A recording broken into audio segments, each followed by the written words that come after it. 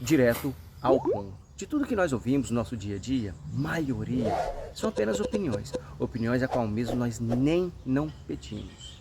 De tudo que nós vemos, são perspectivas e estatísticas, a qual muitas das vezes a gente tem sido simplesmente uma estatística e uma perspectiva que às vezes se tornou apenas uma ilusão.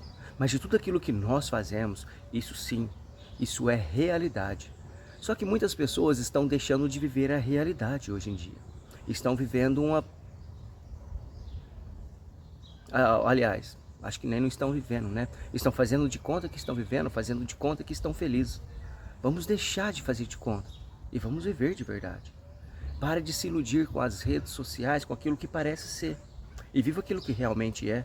A gente só é feliz quando a gente aprende a valorizar aquilo que a gente tem. E quando a gente vive de aparência, a gente não vive, apenas faz de conta.